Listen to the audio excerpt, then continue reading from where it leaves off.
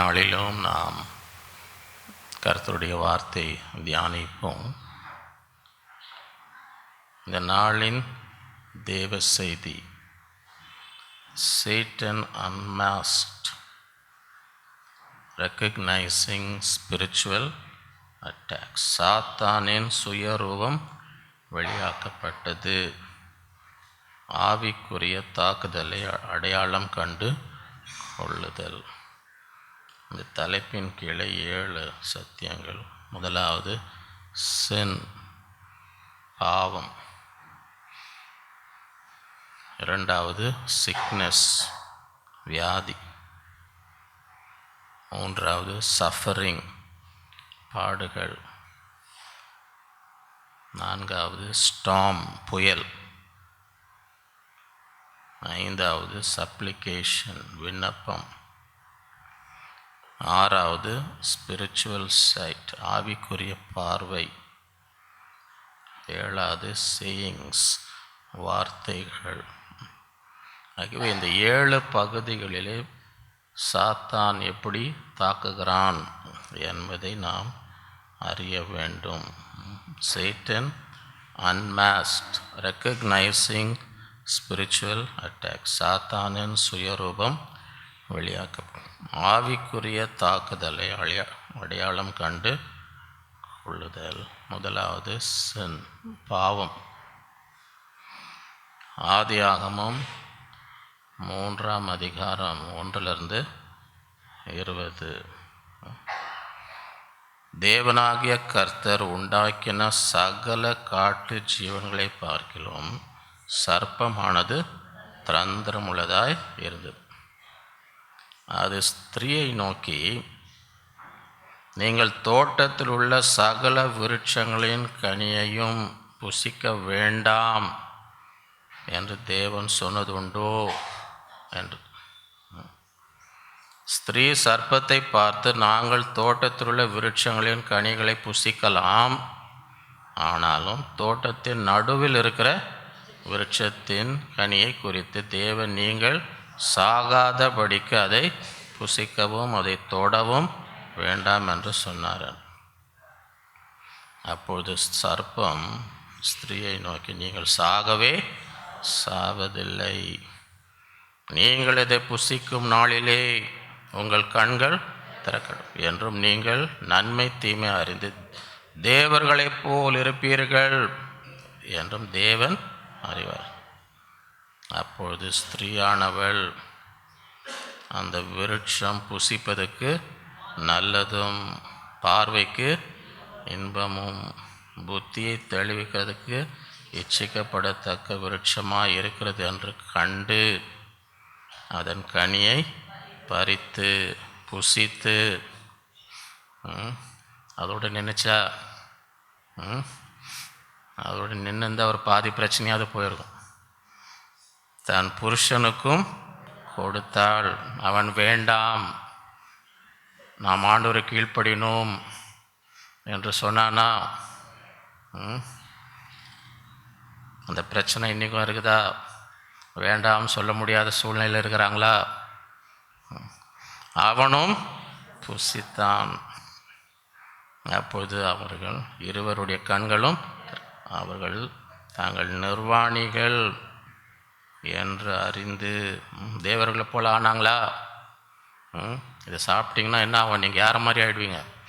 எங்கேயோ போயிடுவீங்க, நீங்கள் எங்கேயோ வேறு லெவலுக்கு போயிடுவீங்க அப்படின்னு சொன்னான். கண்கள் திறக்கப்பட்டோன்னு வேறு லெவலுக்கு போனாங்களா? என்ன தெரிஞ்சது அவங்களுக்கு?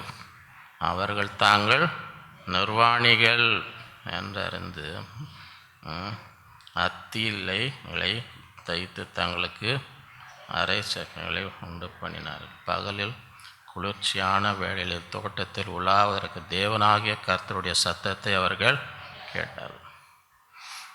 ஆண்டவரே என்று ஓடி வந்தார்கள் அப்படின்னு போட்டிருக்கா. அப்பொழுது அவன் மனைவியும் ஆதாமும் அவன் மனைவியும் தேவனாகிய கர்த்தருடைய சந்நிதிக்கு விலகி தோட்டத்தின் விருட்சங்களுக்குள்ளே ஒளிந்து கொண்டான். அப்பொழுது தேவனாகிய கர்த்தர் ஆதாமை கூப்பிட்டு, நீ எங்கே இருக்கிறாய். அதற்கு அவன், நான் தேவனுடைய சத்தத்தை தோட்டத்தில் கேட்டு நான் நிர்வாணியாய் இருப்பதினால் பயந்து ஒளிந்து கொண்டேன் என்றான். அப்பொழுது அவர், நீ நிர்வாணி என்று உனக்கு அறிவித்தவன் யார்?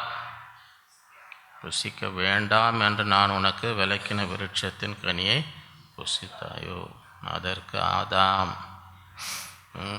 நான் தப்பு பண்ணிட்டேன் ஆண்டவரே, என் மேலே தான் தப்புன்னு சொன்னானா?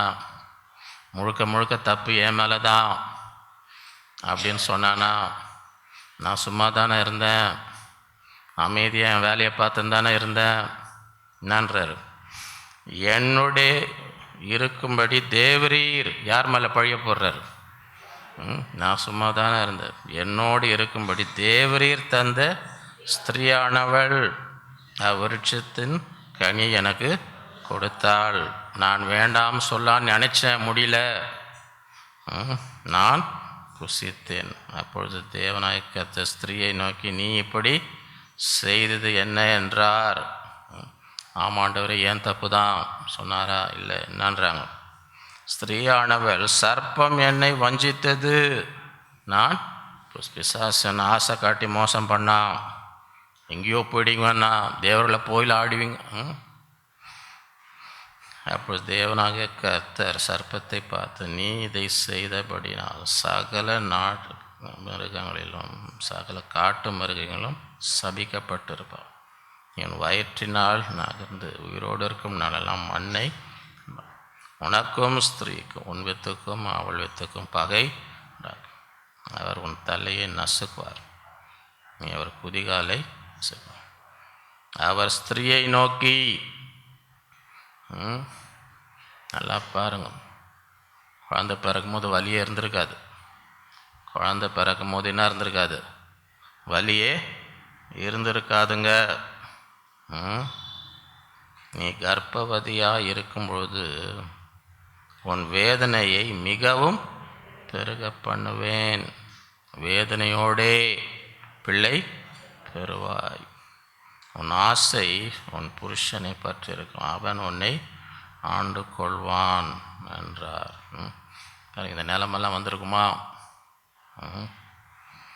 பின்பு அவர் ஆதாமை நோக்கி, நீ என்ன பண்ண? நீ பிரச்சனை எங்கே ஆரம்பிச்சது பாருங்க. நான் சொல்ல, பைபிளில் இருக்குது, வாசிக்கிறேன். ஏன்பா உனக்கு இந்த நிலைமை? நீ உன் மனைவியின் வார்த்தைக்கு செவி கொடுத்து. சில பேர் ஜெப குறிப்பு கொடுக்குறாங்க, என் புருஷன் என் பேச்சை கேட்க மாட்டேன்றாருங்க. புருஷன் நான் சொல்கிறதே என்ன செய்ய மாட்டேன்றாராம், கேட்க மாட்டேன்றாரு. ஜெப குறிப்பு வருதா இல்லையா?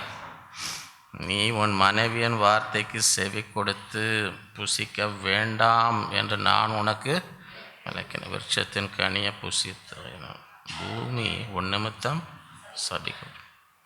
நீ உயிரோடு இருக்கும் நாளெல்லாம் வருத்தத்தோடே அதன் பலனை புசிப்பார். உனக்கு வருத்தமே இருந்திருக்காது, உலகத்தில் வருத்தமே, நீ வாழ்க்கையை நல்லா சந்தோஷமாக அனுபவிச்சிருக்கலாம்.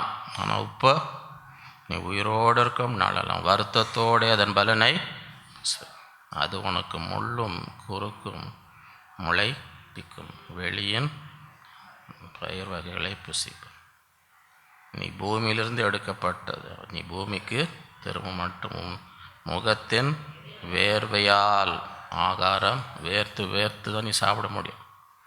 இல்லைன்னா நீ நிம்மதியாக சாப்பிட்ருக்கலாம், உங்களுக்கு கஷ்டப்பட வேண்டிய அவசியமே இல்லை, நீ நல்லா அனுபவிச்சிடலாம். நீ வேர்வை சிந்தி உழைச்சி சாப்பிட்ற நிலமையே உனக்கு அதுக்காக நான் உன்னை உருவாக்கலை.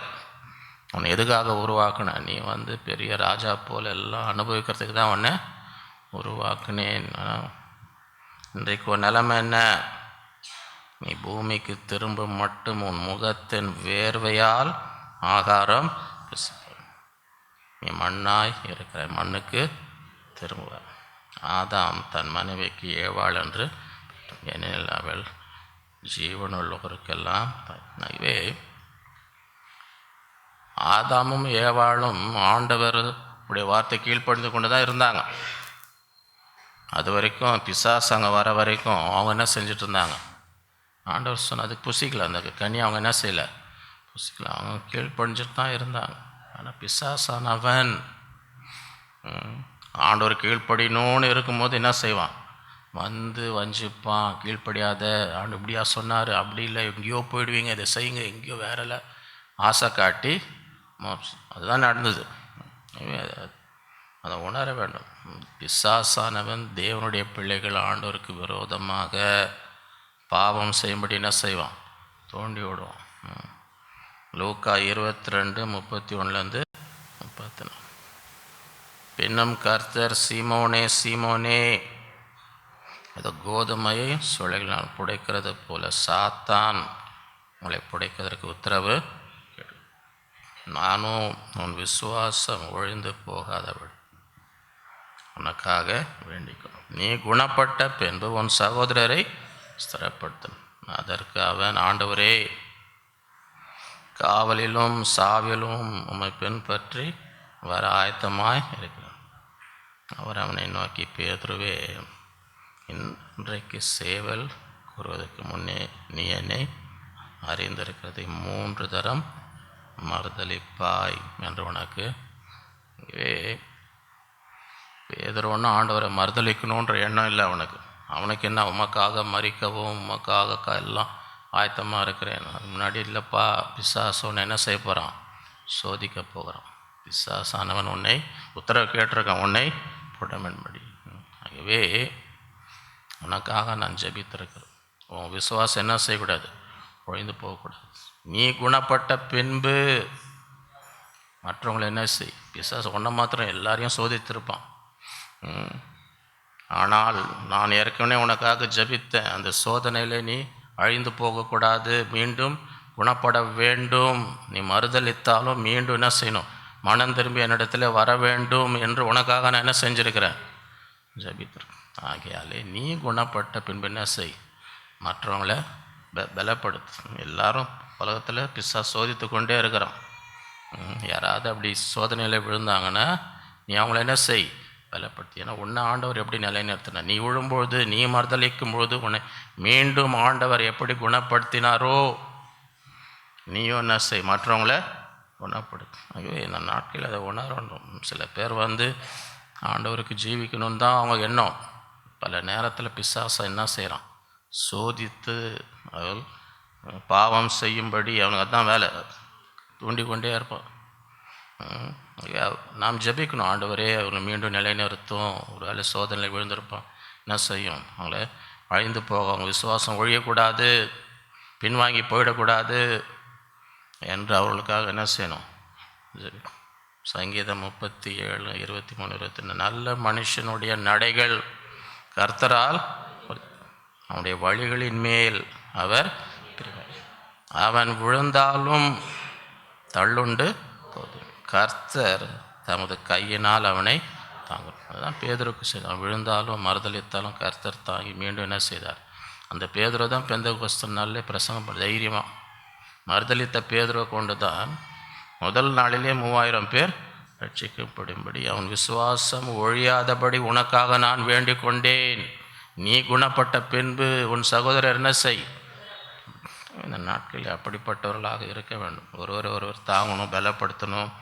எல்லாருக்கும் என்ன, பிசாசானவன் சோதித்து கொண்டே இருக்கிறான். 2வது சிக்னஸ், வியாதி. மத்தேயு 12:22. அப்பொழுது பிசாசு பிடித்த குருடரும் ஊமையுமான ஒருவன் அவரிடத்தில் கொண்டு வரும். குருடும் ஊமையுமானவன் பேசும் காணத்தக்கதாக அவனை சொஸ்தமாக்கினான். ஆகிய இவன் குருடன், ஊமை எதனால் வந்தது? பிசாசு பிடித்த குருடனும் ஊமையும்.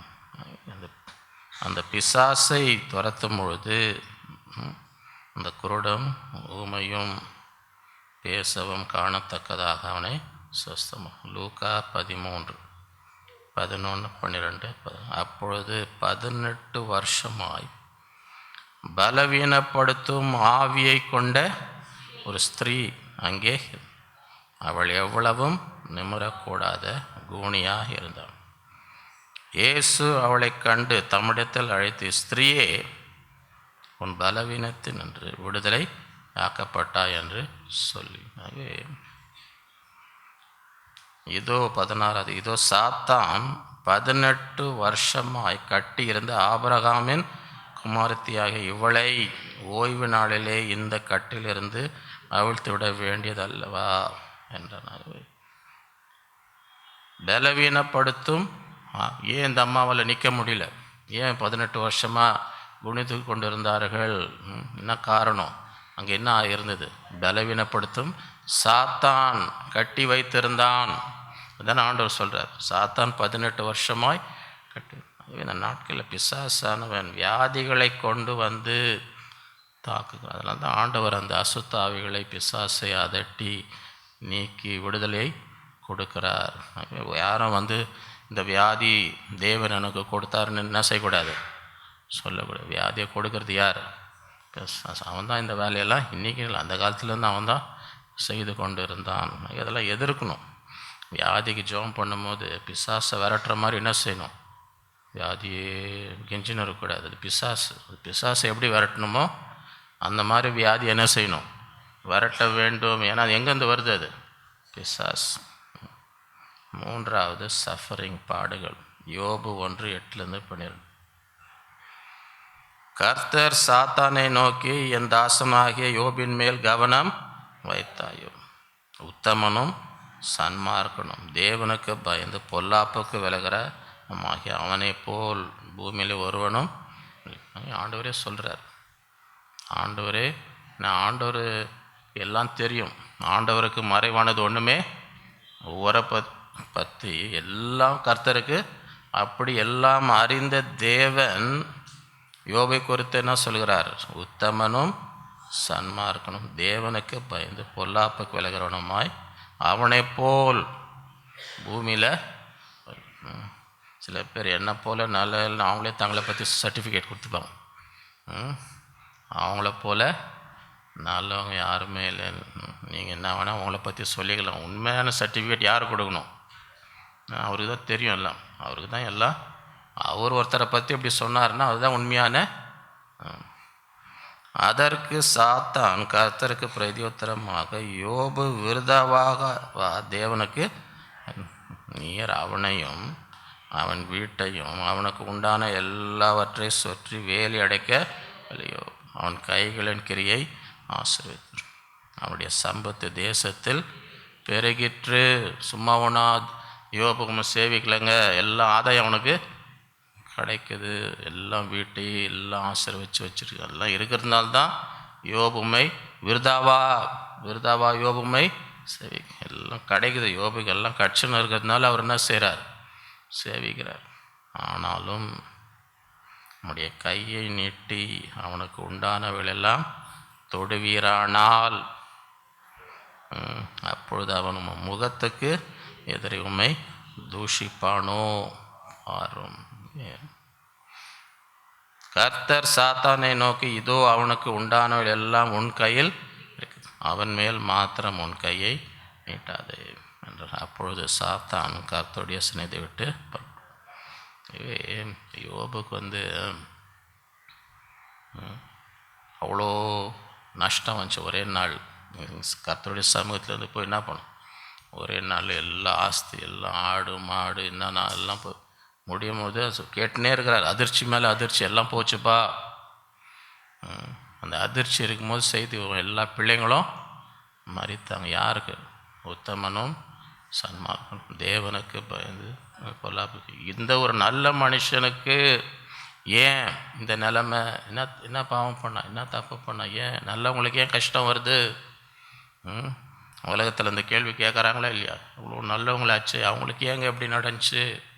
அதுதான் யோபுக்கு. செஞ்சது யார்? சாத்தான். அவன் தான் போய் இதெல்லாம் கர்த்தர் இப்படி செஞ்சோம், கர்த்தர் செய்யலை. செஞ்சது யார்? சாத்தான்.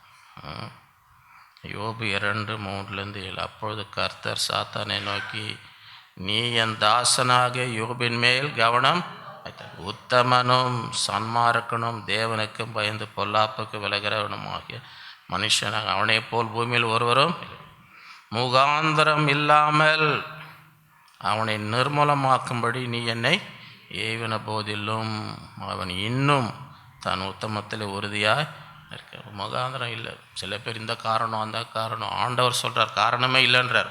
சொல்கிறாரா இல்லையா? இதனால தான் யோபுக்கு இந்த பாடு வந்துச்சு. இதுன்னு அவங்க நண்பர் ஆளாளுக்கு அந்த புஸ்தகம் ஃபுல்லாக வாசித்திங்கன்னா உனக்கு இப்படி வந்ததுக்கு எதுக்கு? ஆண்டவர் சொல்கிறார். ஆண்டவர் என்ன முகாந்திரம் இல்லை. ஒரு காரணம் யோபுக்கு இந்த கஷ்டம் வர காரணமே இல்லை. முகாந்திரம் இல்லாமல் அவனை நிர்மூலமாக்கும் நீ என்னை ஏவின போதிலும் அவன் இன்னும் தன் உத்தமத்தில். யோபுக்கு எல்லாம் இழந்ததுன்னு செய்தி வரும். என்ன பண்ணுறோம்? பணிந்து கர்த்தர் கொடுத்தார். கர்த்தருடைய நாமம் ஸ்தோத்திரிக்கும். ஆண்டவர் தூஷிக்கல. பிசாசு முகத்துக்கு உண்மை தூஷிப்பான் இல்லை. கர்த்தருடைய நாமத்தை என்ன செய்தான்? ஸ்தோத்திரம். திருப்பி வந்துட்டான். சாத்தான் கர்த்தருக்கு பிரதியுத்தரமாக தோலுக்கு பதிலாக தோலையும் தன் ஜீவனுக்கு பதிலாக தனக்கு உண்டான எல்லாவற்றையும் மனுஷன். ஆனாலும் நீர் உம்முடைய கையை நீட்டி அவன் எலும்பையும் அவன் மாம்சத்தையும் தொடுவீரானால் அப்பொழுது அவனுடைய முகத்துக்கு எதிரையுமே தூஷிப்பானோ பாரும் என்றான்.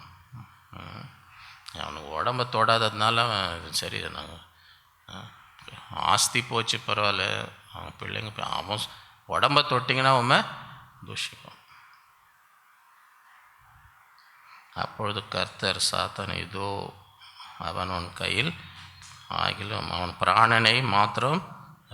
அப்பொழுது சாத்தான் கர்த்தருடைய சந்நிதியை விட்டு புறப்பட்டு யோபின் உள்ளங்கால் தொடங்கி அவன் உச்சந்தலை மட்டும் கொடிய பருக்குகளால் அவனை வாதித்தான். யார் பண்ணது? சாத்தான். யோபுக்கு ஏன் இவ்வளோ கஷ்டம்? போய் செஞ்சது யார்? கர்த்தர் இல்லை. சில பேர் எதுக்கு எடுத்தாலும் ஏன் ஆண்டவர் எனக்கு அப்படி? ஆண்டவர் செய்யலை. திருடன் திருடவும் கொல்லவும் அழிங்க வேறொன்றுக்கும் நானோ அவளுக்கு ஜீவன் உண்டாகும்படி பரிபூர்ணம் உண்டாகும்படி எல்லாம் செய்கிறது சாத்தான். சொல்கிறான் தூஷிப்பான். இப்படி வியாதி வரும்பொழுது அந்த அதிகாரம் நீங்கள் வாசித்து பார்த்தீங்கன்னா யோபோக்கன் தன்னை சொரிஞ்சினர் ஃபுல்லாக பருக்கு. சரியா? அப்போ அவங்க மனைவி வந்து கவலைப்படாதீங்க, வாழ்விலும் தாழ்விலும் சுகத்திலும் சுகவீனத்திலும் உங்களை ஆதரித்து என்ன சொல்லுவாங்க, நேசித்து ஆதரித்து காப்பாற்றுவேன் என்று வாக்கு கொடுத்தேன், இன்றைக்கு அதை நிறைவேற்றுவேன் அப்படின்னு சொன்னாங்களா? ஏதோ பணக்கார மனைவின்னு இருந்தால் அதுவும் போச்சு. இப்போ ஏழையாக இருக்கிற ஏழைக்கு மனைவி இப்போ ஒன்றும் இல்லை. இதில் நீ வியாதி வேறு எந்த ஒன்றும் நான் வச்சு கவனிச்சுன்னு இருக்கணுமா? நீ இன்னும் உன் உத்தமத்தில் இருக்கிறாயோ? தேவனை தூஷித்து ஜீவனை நான் ஒன்றும் வச்சு கவனிக்கிற மாதிரி இல்லை. இப்போ நான் ஏதோ நீ ஒரு பணக்காரனாக இருந்தால் பல்ல கட்சினா தான் கவனிச்சிருப்பேன். நீ ஒரு ஏழையாக இருக்கிற ஒன்றும் இல்லை, ஒன்றை வச்சு நான் கவனிச்சுன்னு இருப்பேனா? நசை தேவனை தூஷித்து ஜீவனை விடு. இன்றைக்கி ஒரு பணக்காரன் ஏழையாக ஆனார்னா என்ன ட்ரீட்மெண்ட் கிடைக்கும் வீட்டில்? ஏழையை மாத்திரம் இல்லை, ஃபுல் வியாதி படுத்த படுக்கை ஆனார்னா என்ன ட்ரீட்மெண்ட் கிடைக்கும்? அதுலேருந்து என்ன கற்றுக்கிறீங்க? கூடுமானவரை உடம்பை பார்த்துக்கோங்க. ஏன்னா என்ன நிலமை எப்படி இருக்கும்னு தெரியாது உங்களுக்கு. படுத்த படுக்கை ஆகிட்டு காசு இல்லாமல் இருந்தீங்கன்னா என்ன நிலமை வரும்? யோபுக்கு இந்த நிலமை தான் வந்தது. அப்போ என்ன சார், தேவனிடத்தில் எவ்வளோ நன்மை பெற்றோம், தீமை பெறக்கூடாதா என்று சொல்லி இந்த ஒரு தேவன் என்ன செய்யலை, தூஷிக்கவே குறை கூறவும் இல்லை. ஆகவே பாடுகள் அது கண்டுபிடிக்கும். யார் செய்கிற? ஆண்டவர் மேலே கோவப்படுவது. ஆண்டவர் செய்யலைங்க, ஆண்டவர் செய்யவில்லை. இதெல்லாம் பிசாசின் கிரியைகள். எதுக்கு செய்கிறான்னா நம்ம என்ன செய்யணும்? ஆண்டவரை தூஷிக்கணும். வாயால் நம்ம என்ன செய்யணும்? ஆண்டவரை தூஷம். அதுதான் அவனுடைய குறிக்கோள். அதை பார்த்தா அவன் சந்தோஷம். பத்தியா வேறு உங்கள் பிள்ளைங்க என்ன பேசுகிறாங்க, என் பிள்ளைன்னு சொல்லி இருந்தீங்களே பாருங்கள், உங்களை தூஷிக்கிறாங்க. அதை போய் பெருமையாக என்ன செய்வான்? அப்படிப்பட்ட சோதனையிலும் நம்ம என்ன செய்யக்கூடாது? ஆண்டவரை தூஷிக்கக்கூடாது. அது கொஞ்ச காலம்தான். கர்த்தர் அதெல்லாம் மாற்றி முன் இருந்ததை பார்க்கிறோம். 2 மடங்கு யோபுக்கு என்ன செய்தார்? ஆசீர்வதித்தார். ஆகவே நம்ம ஆண்டவர் பிசாசின் சோதனைக்கு என்ன செய்யக்கூடாது. அவன் நோக்கம் வந்து நம் தேவனை தூஷிக்கணும். நீங்கள் பார்த்தீங்களா 2 முறையும் என்ன சொல்கிறான், தூஷிப்பான்.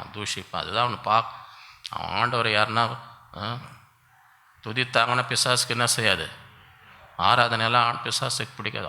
ஆண்டவரை தொழுது கொள்வது, ஆண்டவரை ஸ்தோத்தரிப்பதெல்லாம் பிசாசுக்கு பிடிக்காது. அவன் என்ன கேட்கணும், நம்ம வாயிலிருந்து தேவனை குறை சொல்லணும், தேவனை முறுமுறுக்கணும். அதை கேட்கறதுக்கு தான். அதனால தான் பல சோதனைகளை கொண்டு வந்து நீ சொல்லு, ஆண்டவர் தூஷி, ஆண்டவரை குறை சொல்லு, ஆண்டவர் முறுமுறு, அதை கேட்கறதுக்கு.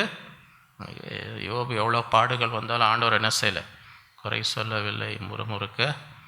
அந்த மாதிரி விசுவாசத்தில் உறுதி. இது பிசாசு பண்ணுற வேலை என்று என்ன செய்யணும், உணர்ந்து கொள்ளும். 4வது ஸ்டாம், புயல். மார்க் 4:35-41 சாயங்காலத்திலே அவர் அவர்களை நோக்கி அக்கறைக்கு போவோம் வாருங்கள். அவர்கள் ஜனங்களை அனுப்பிவிட்டு அவர் படவில் இருக்கிறபடியே அவரை கொண்டு போனார்கள். வேறே படகுகளும் அவரோட கூட இருந்தது. அப்பொழுது பலத்த சுழல் காற்று உண்டாகி படகு நிரம்பத்தக்கதாக அலைகள் அதன் மேல் மோதினது. சரியா? கப்பலின் பின்னணியிலே அவர் தலையாணியை வைத்து நித்திரையாய். ஞாபகம் வச்சுங்க, இதெல்லாம் பைபிளில் இருக்குது.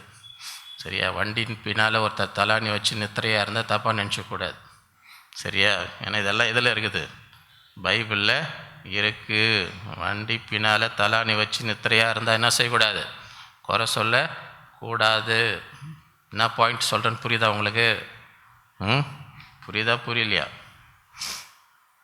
அவர்கள் அவரை எழுப்பி, போதகரே உமக்கு ஆபத்து, நாங்கள் உங்களை காப்பாற்ற வந்திருக்கிறோம் அப்படின்னு சொன்னாங்களா?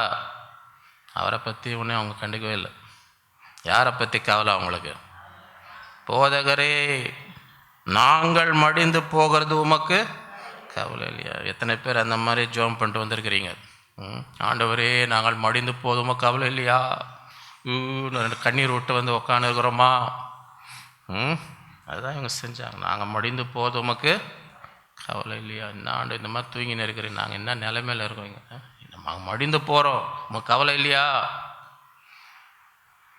அவர் எழுந்து என்னை மன்னித்து கொள்ளுங்கள், ஐயோ இவ்வளோ ஆபத்தில் இருந்தீங்களா, தெரியாமல் போச்சேங்க அப்படின்னு சொன்னாரா? அவர் எழுந்து காற்றை அதட்டி கடலை பார்த்து, இறையாதே அமைதலாறு என்றார். அப்பொழுது காற்று என்று மிகுந்த அமைதல் உண்டாயிற்று. இது வந்து ஆண்டவர் இந்த புயலை உண்டாக்கணும், அதட்டு வராத. ஆண்டவர் உண்டாக்குனதே ஆண்டவர் அதட்டு வர. இப்போ யார் இதை உண்டாக்குனா? யார் உண்டாக்குனா? காற்றை அதட்டி கடலை பார்த்து இறையாதே அமைதலாயிரு என்று. அப்பொழுது காற்று மிகுந்த அமைதல் உண்டாயிற்று. அவர் அவர்களை நோக்கி, ஏன் இப்படி பயப்பட்டீர்கள்? ஏன் உங்களுக்கு விசுவாசம் இல்லாமல்? இவங்க என்னான்னு கேட்டாங்க. இவங்க கேட்ட கேள்வி, ஆண்டவரே நாங்கள் மடிந்து போவது உமக்கு கவலை இல்லையா? ஆண்டவர் அதுக்கு என்ன பதில் கொடுத்தாரு? இவங்க ஒரு கேள்வி கேட்டால் ஒரு 2 கேள்வி கேட்டார். அந்த டெக்னிக் தெரியுமா உங்களுக்கு? யாராவது உங்களை ஒரு கேள்வி கேட்டாங்கன்னா நீங்கள் என்ன செய்யலாம், அவங்கள 2 கேள்வி கேட்கலாம். பைபிளில் இருக்குது, அது கற்றுக்கோங்க. சரியா? கேள்வி கேட்டால் பதில் சொல்லணும்னு அவசியம் இல்லை. நீங்களும் என்ன செய்யலாம், கேள்வி திரும்ப கேட்கலாம். அந்த மாதிரி திறமை உள்ளவங்கள பார்த்துருக்குறீங்களா? ஏன் இப்படி பயப்பட்டீர்கள்? ஏன் உங்களுக்கு விசுவாசம் இல்லாமல்? இன்றைக்கி யாருன்னா வந்து வரத்துக்கு முன்பதாக, ஆண்டவரே நாங்கள் மடிந்து போது உமக்கு கவலை இல்லையான்னு வந்திருந்தீங்கன்னு வைங்க, ஆண்டவரை கேள்வி கேட்டு வந்து உட்காந்துருந்தா, இன்றைக்கி ஆண்டவர் உங்களுக்கு 2 கேள்வி கேட்குறார். என்ன கேள்வி கேட்குறார்? ஏன் இப்படி பயப்பட்டு? ஏன் உங்களுக்கு விசுவாசம்?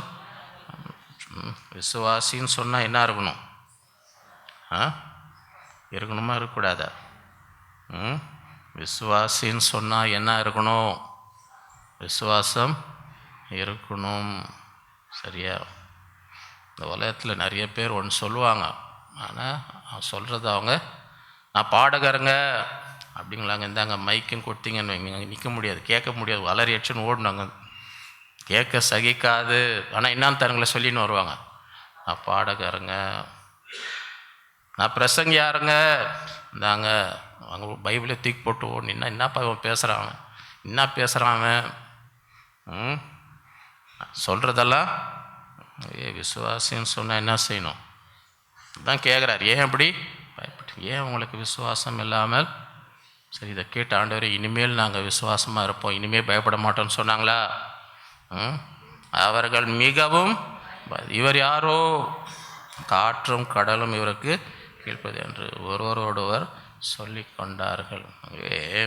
ஏன் இந்த புயல் வந்தது அப்படின்னா அடுத்த அதிகாரம் போகணும்.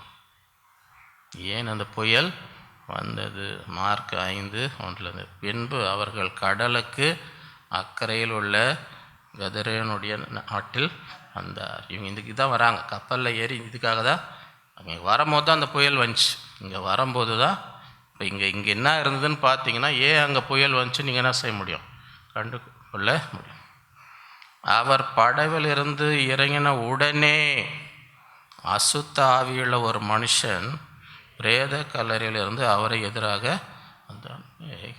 இங்கே வராரு, இங்கே ஒரு பிசாசை துரத்த தெரிஞ்ச உடனே பிசாசு என்ன செய்கிறார், இங்கே வரக்கூடாது, இவன் நீங்கள் ஆண்டவருக்காக ஏதாவது செய்யணும்னு முயற்சி எடுக்கும்போது அதை தடுக்க என்ன செய்வான், ஏதாவது பண்ணுவான், ஏதாவது பண்ணுவான். அதை கண்டு என்ன செய்யக்கூடாது, சோர்ந்து போக, அதெல்லாம் மேற்கொள்ளலாம். அவனுடைய குடியிருப்பு கல்லறைகளை இருந்து அவனை சங்கிலினாலும் கட்ட ஒருவனாலும், இவ்வளோ பயங்கரமான, சாதாரண பிசாசு இல்லை, பயங்கரமான பிசாசு, ஒருவெல்லாம் என்ன சங்கிலி போட்டு கூட என்ன செய்ய முடியாது, கட்டும். அவன் அநேகந்தரம் விலங்குகளிலும் சங்கிலிலும் கட்டி இருந்தும் சங்கிலிகளை முறித்து விலங்குகளை தகர்ந்து போடுவான். அவனை அடக்க ஒருவனாலும் அவன் எப்பொழுதும் இரவும் பகலும் மலைகளிலும் கல்லறைகளிலும் இருந்து கூக்குரலிட்டு கல்லுகளினாலே தன்னை காயப்படுத்தி கொண்டிருந்தான்.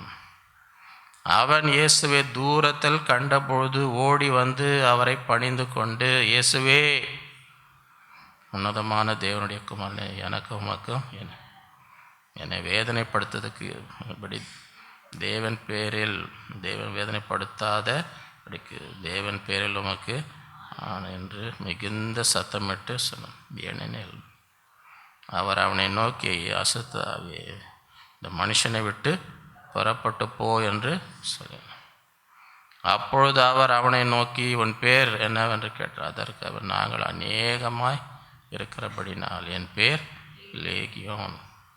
ஏகப்பட்ட பிசாசுக்குள்ள சில பேர் இந்த லேகியோன்னு 6000ன்றாங்க. இராணுவத்தில் லேகியோன்னா 6000ன்றது மாதிரி அவ்வளோ ஆயிரக்கணக்கான பிசாசுக்குள்ள. அதனால தான் இங்கே வராருன்னு அவங்க வழியிலே புயல் என்ன செய்யுது, அவங்க வரக்கூடாது, இங்கே இந்த இவ்வளோ பிசாசு என்ன செய்யக்கூடாது, துரத்த கூடாது. தங்களை அந்த திசையிலிருந்து துரத்தி விடாதபடிக்கு அவரை மிகவும். அப்போது அவ்விடத்தில் மலையில் இருக்கிற அநேக பன்றிகள் கூட்டமாக மேய்ந்து கொண்டது. அந்த பிசாசுகள்லாம் அவரை நோக்கி, பன்றிகளுக்குள் போகும்படி அவளுக்குள்ளே எங்களை அனுப்பும் என்று அவரை வேண்டிக்கொண்டார். இயேசு அவளுக்கு உத்தரவு கொடுத்த உடனே அசுத்தாவிகள் புறப்பட்டு எங்கே போயிடுச்சு, அங்கே மனுஷனுக்கு மாத்திரம் இல்லை, மிருகங்குள்ளே கூட பிசாசு என்ன செய்ய முடியும். உடனே ஏறக்குறை 2000 பன்றிக்குள்ளே அந்த கூட்டம் உயர்ந்த மேட்டிலிருந்து ஓடி கடலில் பாய்ந்து கடலில் அமிழ்ந்து மாண்டது. பன்றிகளை மேய்த்தவர்கள் ஓடியதை பட்டணத்திலும் சுற்றுப்புறத்திலும் அறிவித்தார். அவர் அப்பொழுது சம்பவத்தை பார்க்கும்படி ஜனங்கள் புறப்பட்டு இயேசுவிடத்தில் வந்து, லேகியோனால் இங்கே பிசாசுகள் பிடித்து இருந்தவன் வஸ்திரம் தரித்து உட்கார்ந்து புத்தி தெளிந்திருக்கிறதை கண்டு பயந்தார்கள். என்னப்பா அவங்களும் பயங்கரமான, இப்போ நல்லா இருக்கிறானே. பிசாசுகள் பிடித்து இருந்தவனுக்கும் பன்றிகளுக்கும் சம்பவித்ததை கண்டவர்களும் அவர்களுக்கு விவரமாய் சொன்னார்கள். அப்பொழுது எல்லாரும் சந்தோஷப்பட்டாங்க. ஒரு மனுஷனுக்கு இவ்வளோ பெரிய நன்மை செஞ்சீரே, அப்படின்னு வந்து சொன்னாங்களா? அவங்க கவலை எது மேலே இருக்குது?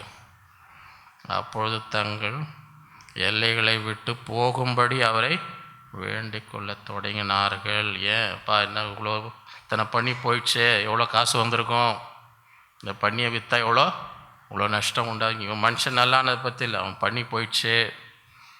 இப்போ யாருக்கு எது மேலே அக்கறை ஜாஸ்தி, மனுஷன் மேலேயா பண்ணி மேலேயா? அப்படியே அவர் படவில் ஏறுகிற போது பிசாசை பிடித்திருந்தவன் அவரோட கூட இருக்கும்படி தனக்கு உத்தரவு கொடுக்க அவரை இயேசு அவனுக்கு உத்தரவு கொடாமல் என்ன செய், நீ உன் இனத்தாரிடத்தில் உன் வீட்டிற்கு போய் கர்த்தர் உனக்கு இறங்கி உனக்கு செய்தவர்கள் எல்லாம் அவர்களுக்கு அறிவின்றார். அந்தபடி அவன் போய் இயேசு தனக்கு செய்தவர்கள் எல்லாம் தெக்கப்போலி என்று நாட்டில் பிரசித்தம் பண்ண தொடங்கினான். எல்லாரும் ஆச்சரியப்படும். இதுக்கு தான் புயல், இங்கே ஒரு இவ்வளோ பெரிய அற்புதம் நடக்க போகிறது. படவில் ஏறி அந்த கரை போகும்பொழுது இதை தடுக்க வேண்டும், நம்முடைய வாழ்க்கையிலும் ஆண்டவருக்காக தான் செய்ய வேண்டும் என்று நாம் புறப்படும் போது பிசாசு என்ன செய்யும்? சில புயல்களை உண்டாக்கும். அதை செய்யக்கூடாதபடி, அதை தடை செய்யும்படி, சோர்ந்து போகக்கூடாது, இதெல்லாம் மேற்கொள்ளும். அந்த புயலெல்லாம் என்ன செய்யும்? இது பிசாசு பண்ணுற வேலை என்று சொல்லி அதெல்லாம் என்ன செய்யணும்? மேற்கொண்டு தேவனுக்காக செய்கிற காரியங்களை விடாமல் என்ன செய்யணும்? செய்ய வேண்டும். சோர்ந்து போகவே கூடாது. அதெல்லாம் பிசாசு பண்ணுற வேலை என்று என்ன செய்யணும்? அறிந்து கொள்ள வேண்டும். 5வது சப்ளிகேஷன், விண்ணப்பம். தானியேல் 10:12 அப்பொழுது அவன் என்னை நோக்கி, தானியேலே பயப்படாதே, நீ அறிவை அடைகிறதற்கும் உன்னை உன்னுடைய தேவனுக்கு முன்பாக சிறுமைப்படுத்துவதற்கும் உன் மனதை செலுத்தின முதல் நாள் துவங்கி உன் வார்த்தைகள் கேட்கப்பட்டது. உன் வார்த்தைகளின் நிமித்தம் நான் வந்தேன். பெர்சியா ராஜ்யத்தின் அதிபதி 21 நாள் மட்டும் என்னோடு எதிர்த்து நின்றான். ஆனாலும் பிரதான அதில் ஒரு மீகாவேல் எனக்கு உதவியாக வந்தான். ஆதலால் நான் அங்கே பெர்சியாவின் ராஜாவிடத்திலிருந்து தரேன். இப்பொழுதும் கடைசி நாட்கள் ஜனங்களுக்கு சம்பவத்தை உனக்கு வெளிப்படுத்தும்படி தெரியப்படுத்தும்படி வந்து இந்த தரிசனம் நிறைவேற இன்னும் நாள் சொன்னவே. தானியேல் 21 நாள், தானியேல் உபவாசம் 21 நாள் ஜெபிக்கும் பொழுது முதல் நாளிலே உன் வார்த்தைகள் கேட்கப்பட்டது. அப்போ ஏன் எதிர்ப்பு? பிசாசனம் என்ன பண்ணுறான்? பதில் வந்து சேரக்கூடாதபடி, தானியேல் இடத்துல பதில் வரக்கூடாதபடி என்ன செய்கிறான்? தானியேல் என்ன செய்யலை? ஜெபத்தை நிறுத்தவே இல்லை. பதில் வந்து சேர்ற வரைக்கும் ஜெபத்தில் உறுதியாக, அந்த உபவாசத்தில் உறுதியாய் நிற்கும் பொழுது என்ன செய்ய, எல்லா தடைகளெல்லாம் உடைத்து பதில் வந்து நம்முடைய வாழ்க்கையில் அப்படி சோர்ந்து கூடாது. ஜெபிக்கும் பொழுது, ஆண்டவரை தேடும் பொழுது, உபவாசிக்கும் பொழுது பிசாசு ஏதாவது தடை உண்டாக பார்ப்போம். நாம் என்ன செய்யக்கூடாது? பதில் வர வரைக்கும் ஜெபத்தை என்ன செய்யக்கூடாது? விட்டுவிடக்கூடாது. அப்படி ஒரு போராடி உபவாசித்து ஜெபிக்கும் போது எல்லாம் உடைச்சி பதில் நம்ம இடத்துல என்ன செய்யும்? வந்து சேரும். இந்த நாட்களில் அப்படிப்பட்டவர்களாக நாம் என்ன செய்யணும்? இருக்க வேண்டும். யாக்கோபு 5:16-18 நீங்கள் சொஸ்தமடையும்படிக்கு உங்கள் குற்றங்களை ஒருவருக்கொருவர் அறிக்கையிட்டு ஒருவருக்காக ஒருவர் ஜெபம். நீதிமான் செய்யும் ஊக்கமான வேண்டுதல் மிகவும் பலனுள்ளா இருக்கு. ஒரு நீதிமான் ஊக்கமாக ஜெபிக்கும் பொழுது அதில் என்ன இருக்குது? பலன்.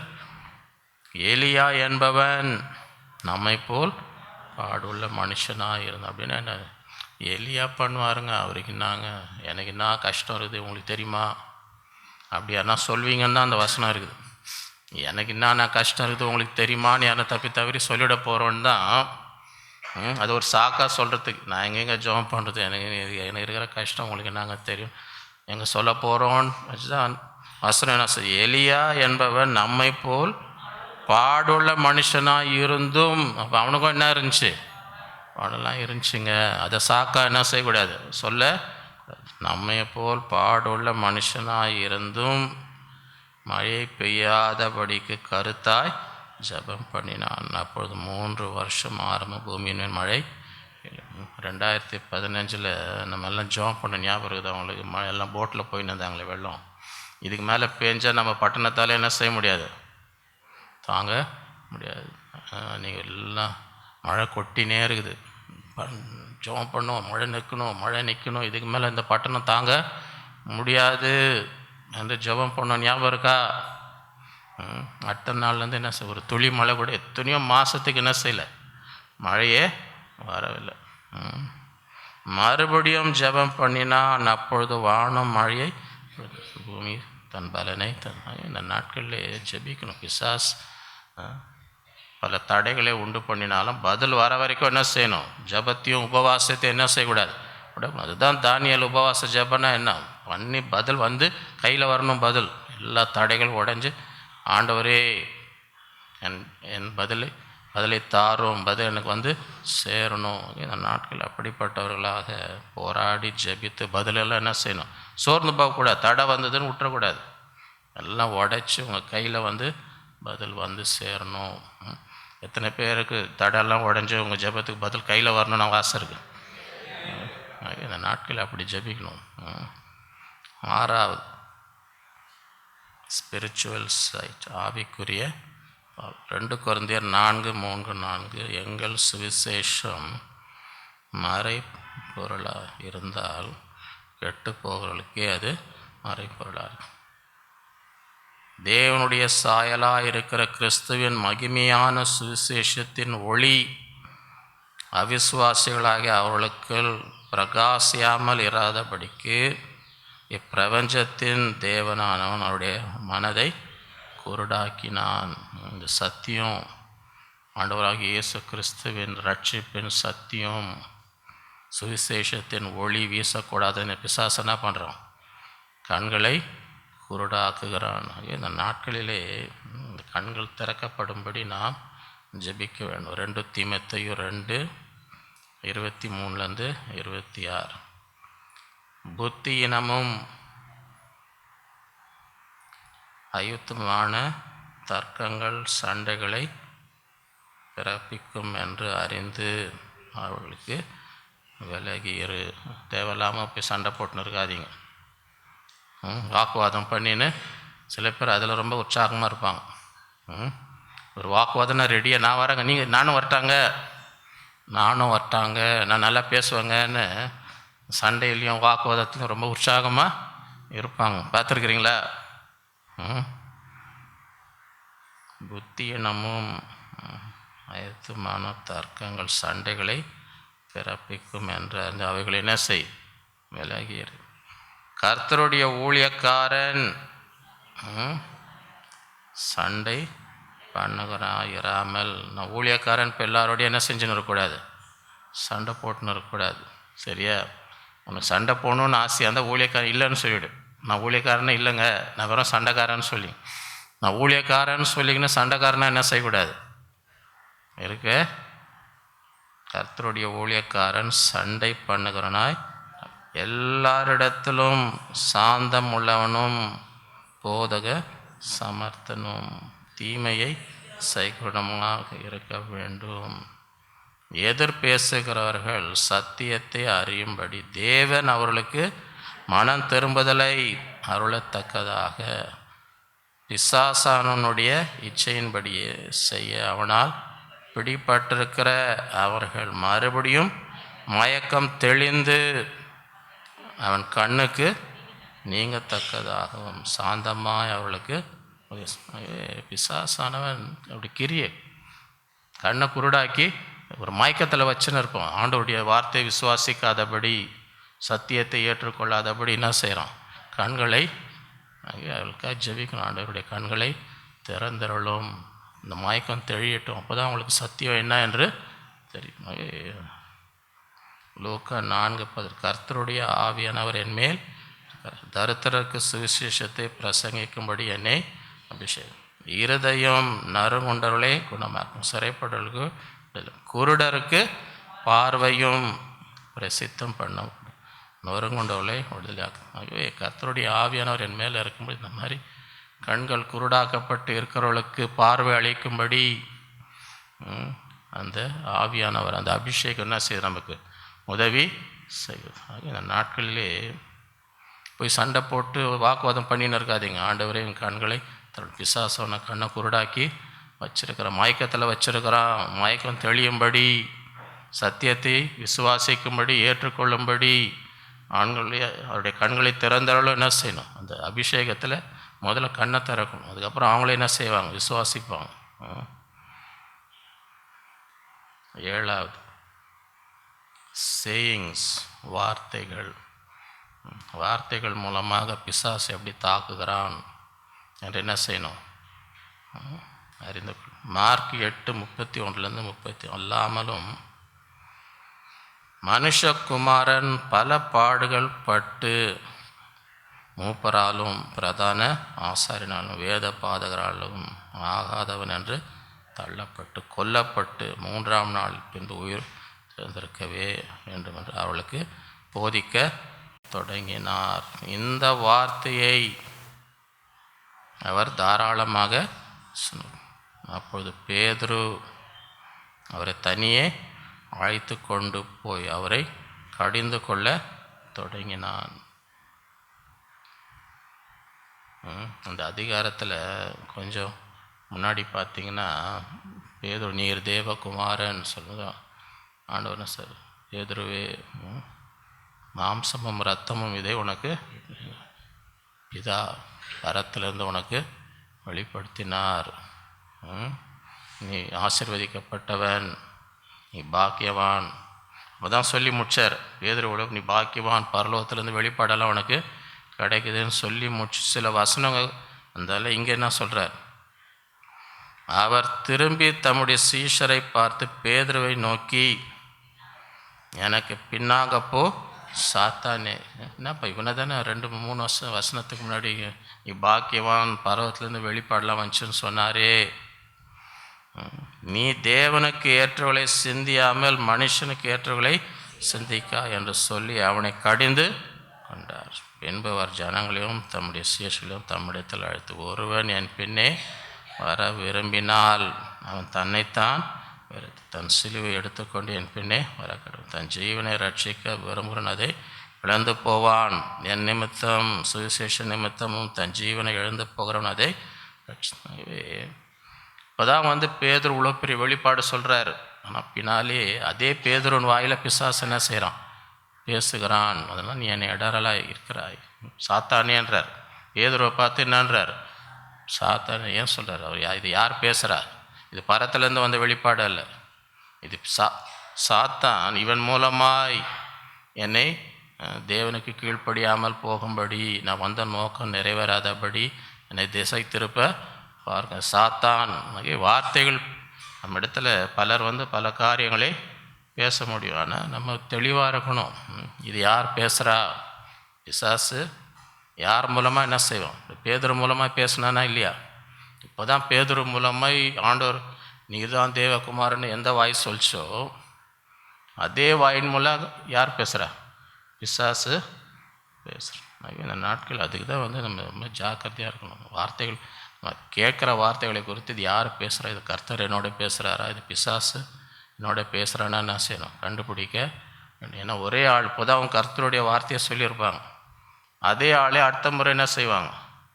பிசாசுடைய வார்த்தையை பேச. ஆகிய ஒரு முறை ஒருத்தவங்க ஆண்டோடைய வார்த்தை சொன்னாங்கன்னு அப்படியே கண்ணை ஒட்டின்னு பார்த்துன்னு வரக்கூடாது. ஏன்னா அதே ஆள் மூலமாக பிசாசு என்ன செய்வான்? எப்பவுமே நம்ம பிசாசின் தாக்குதலை என்ன செய்யணும்? கண்டு கொள்ள வேண்டும். லூக்கா 4:1-13 இயேசு பரிசுத்த ஆவினாலே நிறைந்தவராய்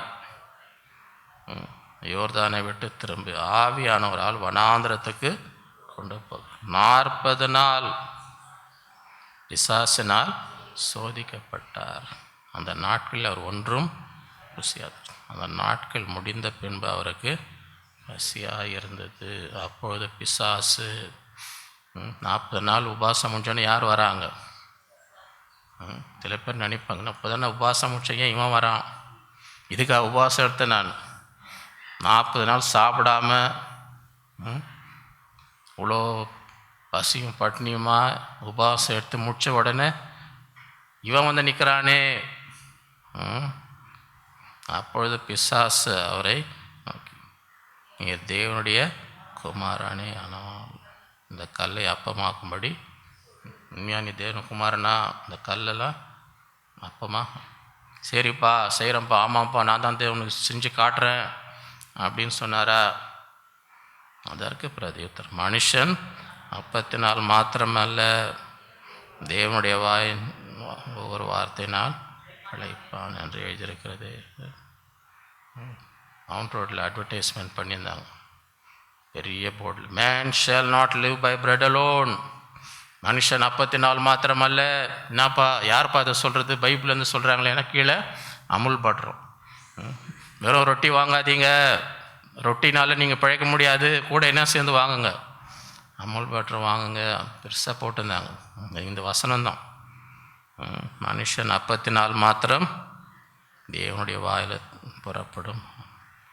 இந்த நாட்களிலே பிசாசு பேசுகிற வார்த்தைக்கு நமக்கு வசனத்துலேருந்து பதில் சொல்ல, இப்போ இந்த வசனமே அவருக்கு தெரிஞ்சில்லைன்னு வைங்க, சொல்ல முடியுமா? பின்பு பிசாசு அவரை உயர்ந்த மலையின் மேல் கொண்டு போய் உலகத்தின் சகல ராஜ்யங்களும் ஒரு நிமிஷத்தில் அவருக்கு காண்பது. இவைகள் எல்லாவற்றிலும் மேலுள்ள அதிகாரத்தையும் இவைகளின் மகிமையும் உமக்கு தருவேன். இவைகள் எனக்கு ஒப்புவிக்கப்படுத்திருக்கிறது. எனக்கு இஷ்டமானவனுக்கு இவைகளை கொடுக்கிறேன். நீர் என்னை பணிந்து கொண்டால் எல்லாம் உமக்கு ஆகும் என்று. இன்றைக்கும் பிசாசு அப்படி தான் ஆசைப்படும். என்னை பணிந்து கொள், என்ன உனக்கு உலகமும் எங்கேயோ கொண்டு போயிடுவேன், இதெல்லாம் என் கையில் தான் இருக்குது, நான் எனக்கு இஷ்டமானவங்க நான் என்ன செய்யப்பட எங்கேயோ போயிடுவேன் நீ. ஆனால் என்ன பண்ணு, முதல்ல என்னை பணிந்து கொள். வரேன்ப்பா, கொடுப்பா, என்னப்பா பண்ணும், எல்லாம் எனக்கு வேணும்ப்பா, நான் பெரிய ஆள் ஆகிடணும்ப்பா அப்படின்னு சொன்னாரா? இயேசுவனுக்கு எனக்கு பின்னாக போ சாத்தான், உன் தேவனாகிய கர்த்தரை பணிந்து கொண்டு அவர் ஒருவருக்கே ஆராதனை செய்வாயாக என்று எழுதியிருக்கிறது. ஆண்டவரை தவிர என்ன செய்ய எதுக்குமே பைபிளில் ஷாதராக் மேஷாக் ஆபேத்நேகோ, இந்த ராஜா பெரிய சிலை, இதை பணிந்து கொள், இல்லைன்னா என்ன செய்வோம், அக்னியில் என்ன சொன்னோம், நாங்கள் ஆராதிக்கிற தேவன் எங்களை விடுவிக்காமல் போனாலும் சாகணுனாலும் சாகிறோம், இதுக்கு என்ன செய்ய மாட்டோம், வணங்க மாட்டோம். இதுதான் ஒரு வைராக்கியம், ஆண்டவருக்காக உயிரே போனாலும். அப்பொழுது அவன் அவரை எருசலேமுக்கு கொண்டு போய் தேவாலயத்தின் பிரிவின் மேல் அவரை நிறுத்தி, நீர் தேவனுடைய குமாரன், இங்கேருந்து தாழ குதியும். அதே திருப்பி நீ தேவனுடைய குமாரன் ஆனால் அவரை இது பண்ணினே இருக்கிறோம். நீ தேவனுடைய இங்கேருந்து குதின்றார். ஏன்னா நான் பைபிள் வாசித்திருக்கிறேன் ஆண்டவரே, பைபிள் எனக்கு தெரியும், உங்கள் சபையில் இருக்க விசுவாசங்களுக்கு தெரியாத வசனம்லாம் எனக்கு தெரியாது, ஏன்னா பைபிள் முழுசாக வாசித்திருக்கிறேன். ஏனெனில் உம்மை காக்கும்படி தம்முடைய தூதர்களுக்கு குறித்து கட்டளையிடுவார் என்றும் உமது பாதம் கல்லில் இடராதபடிக்கு அவர்கள் உங்கள் கைகளில் ஏந்தி கொள்வார்கள் என்றும் எழுதியிருக்கிறது என்று சொன்னான். பிசாசுக்கு பைபிள் தெரிதா தெரியலையா? அப்போ நீங்கள் அவன் பேசும்போது அவன் கூட பதில் கொடுக்கணுன்னா உங்களுக்கு என்ன தெரியணும்? நீங்கள் பைபிள் ஒழுங்காக தெரியாமல் இருந்தீங்கன்னு வைங்க, உங்கள் தலையில் என்ன பண்ணுவான்? உங்கள் தலையில் என்ன பண்ணுவான்? அவன் பைபிள் ஃபுல்லாக படிச்சுட்டு வந்திருக்கிறான்.